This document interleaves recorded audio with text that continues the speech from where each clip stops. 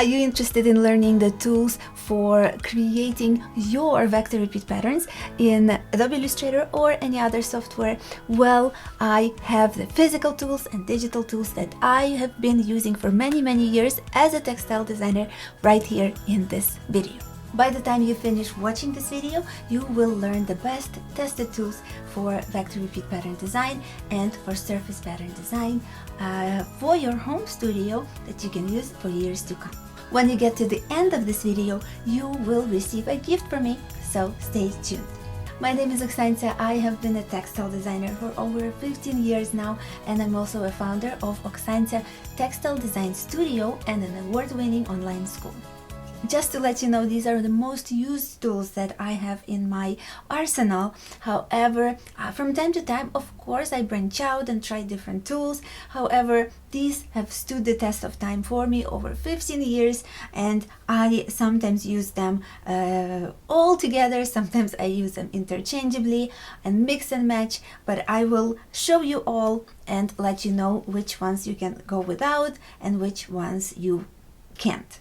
So the first tool that I use is simple paper, like a printer paper, and simple pencil. So I have these cute pencils that have a little saying on them, just basic pencil with an eraser in the end, and I have the automatic little pencil also with an eraser. This is it. So very simple. I know you can go very fancy. Sometimes I use a thicker, basically pencil that gives you blacker, thicker lines, but for my sketches, for the elements of my design, just for ideas, I use this.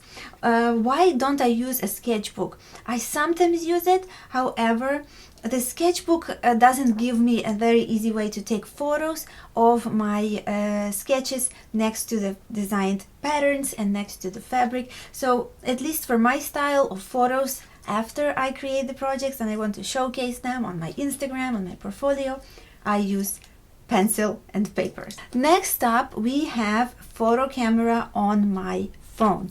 I have a Motorola Edge phone. It's a little older now, but still it takes pretty good photos. So I just take a picture of anything I find interesting when I'm out and about. And I live in San Diego, California. A lot of beautiful plants, animals, beautiful views here, so I get plenty of inspiration.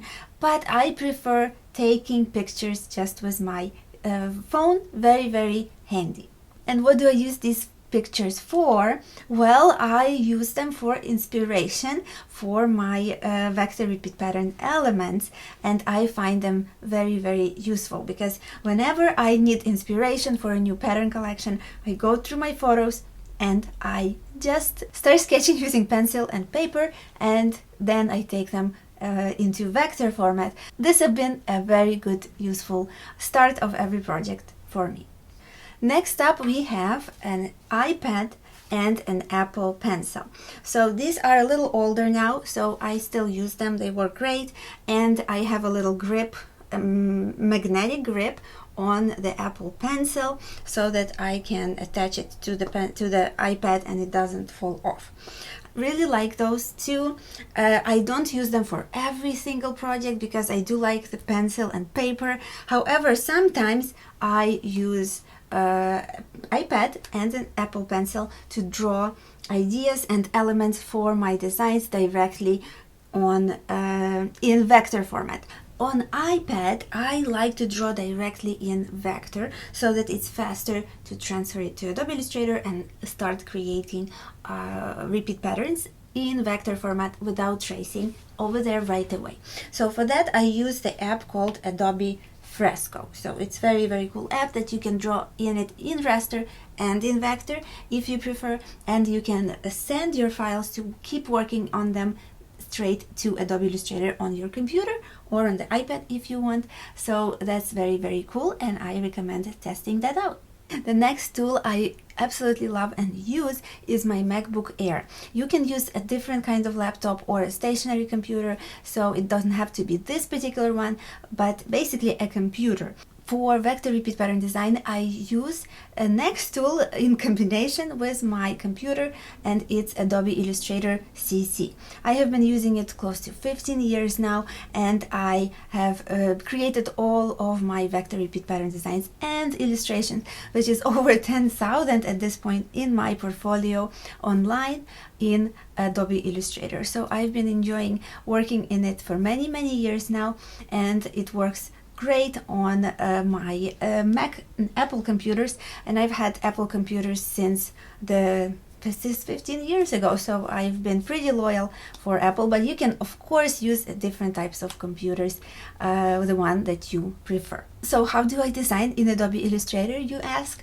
Well, I do a lot of things in it. First of all, I draw my elements sometimes directly there, especially if I don't really have a reference image as much. I like to just doodle and use shapes and create and draw right directly in Adobe Illustrator. For that, I use this trusty tool, which is my Wacom Intuos Pro, medium size. It is a little bit older now, however it comes with the pen, and I've been using this one for years and years to create my graphics directly in Adobe Illustrator. Super helpful tool. I do recommend it.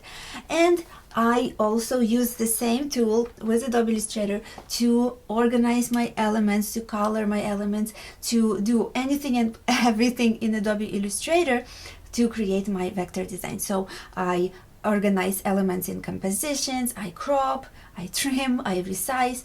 All of that is done with this little pen and my Wacom Intuos Pro, the same together with Illustrator on the computer. However, some things are easier done with my mouse. So I have my mouse. I like this pink ergonomic mouse that I have, JTech Digital, and I have my pattern on a mouse pad that I ordered. So basically I have a little bit of my patterns as inspiration on my table at all times.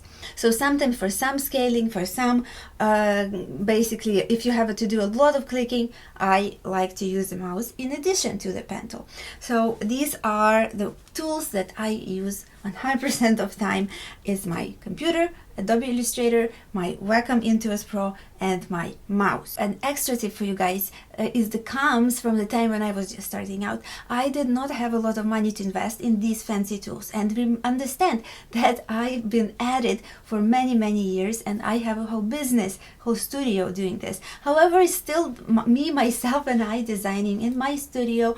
So these are the tools that I really do use. However, if you're just starting out, please look around for older versions, look around for second-hand versions, look around for ways how to save. For example, with cheaper tablets, I used to use Intuos tablet, which was a cheaper. I believe they have cheaper versions of them, and you can even use a smaller one to begin with to save some money and then upgrade over time. Please don't think that if you cannot afford MacBook Air, a new one right now, this is totally okay. I've been there. I started out as a poor student coming from Ukraine and saving money on a very small budget. So I invested in smaller, cheaper, and second-hand versions of the tools. However, don't buy the tools that will break right away. I recommend buying a little older, smaller, maybe, versions of high-quality tools. This has been my method,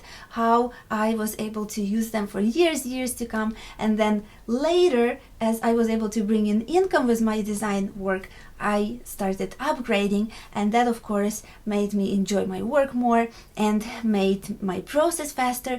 However, you can start where you are. Very important. Don't think that you cannot begin if you cannot afford these tools.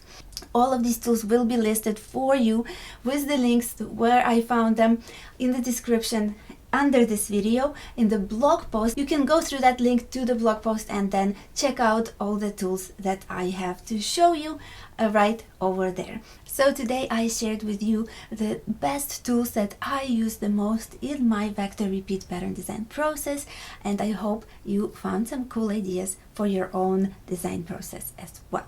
If you're curious about how I set up my studio, there is a new video that you can watch about everything in my studio, and I share all kinds of different tools and things that I use both as a textile designer and as a video creator and online course lessons creator. Remember the present that I promised you at the beginning of this video? Here is my webinar recording that I released to you today for free, which is called 3 Secrets to Building a Successful Lifestyle Business Designing Repeat Patterns.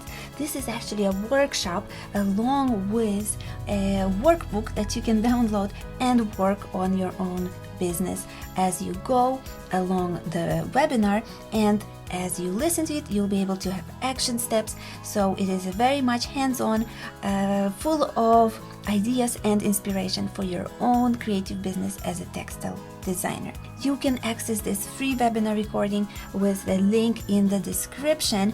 You will be taken to a page where you can sign up and watch this recording and work along with it.